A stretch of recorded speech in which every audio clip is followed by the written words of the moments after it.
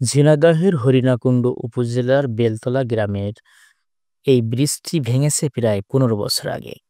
স্থানীয় বাসিন্দা ও কৃষকরা কাঠ ও বাঁশ দিয়ে মেরামত করে কোনোমতে চলাচল করে। তবে মাঠ থেকে ফসল আনতে হলে ঘুরতে হয় প্রায় ৫ কিলোমিটার। জোড়াদহ ও ফসলি ইউনিয়নের হাজার হাজার মানুষ এদিক দিয়ে চলাচল করলেও ব্রিজটি সংস্কারের কোনো উদ্যোগ নেই। পাশের ফুলবাড়িয়া গ্রামের ব্রিজটি ভেঙেছে ৩ বছর আগে। ব্রিজের মাঝখানে বড় ছিদ্র হওয়ায় পারাপার হচ্ছে না কোনো যানবাহন। কোনো মতে ভ্যান, মোটরসাইকেল পার হলেও প্রায়ই ঘটছে দুর্ঘটনা। হরিণাকুণ্ডুর মতো পার্শ্ববর্তী উপজেলা শৈলকুপা ও ঝিনাইদহ সদর উপজেলার অধিকাংশ ব্রিজের একই দশা। ব্রিজগুলো ভেঙে যাওয়ায় ভোগান্তিতে পড়েছেন স্থানীয়রা।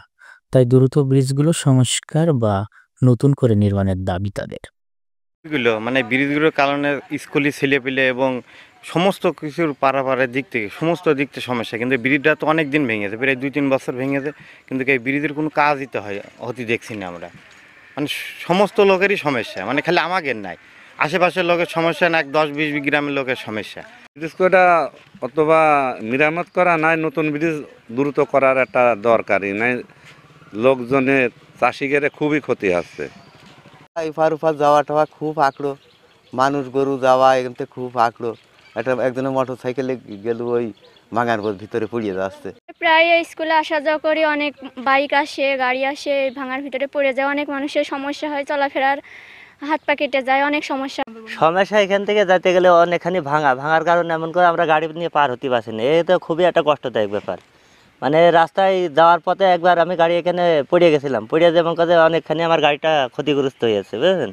আমাদের ব্রিজে খুব সমস্যা, আমাদের মাঠে আবাদ আছে, ধান নিয়ে খুব সমস্যা। কুলবেড়ে বাজার ঘুরিয়ে মানে প্রায় ৫ কিলো ঘুরতে হয়, মানে ১ কিলোর জন্য এই ব্রিজের জন্য।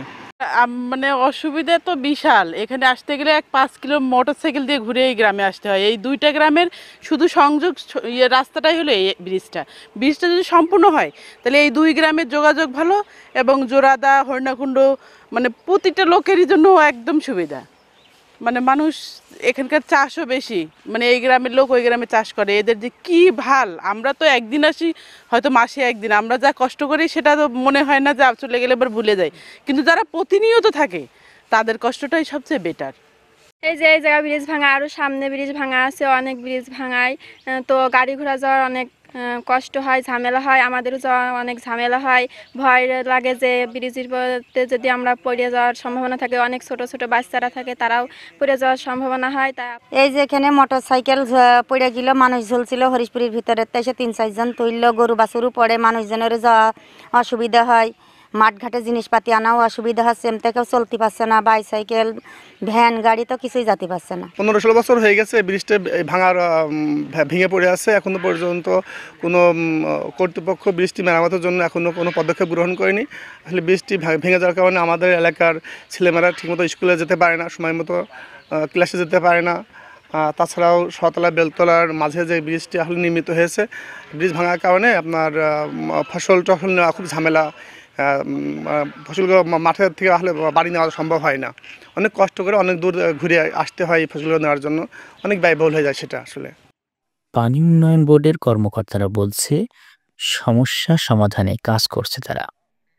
জিকে প্রকল্পের আওতাধীন যে ক্ষতিগ্রস্ত ব্রিজ এবং সেচখালগুলো আছে সেগুলো মেরামতের জন্য একটা ডিপিপি প্রণয়ন করা হচ্ছে। আর ডিপিপিটা অনুমোদন হলেই আশা করি এই সমস্যাগুলোর সমাধান হবে ইনশাল্লাহ।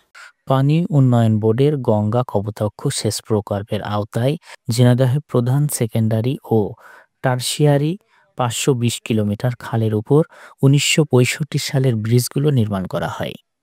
Basir Ahmed, SN Bangla news.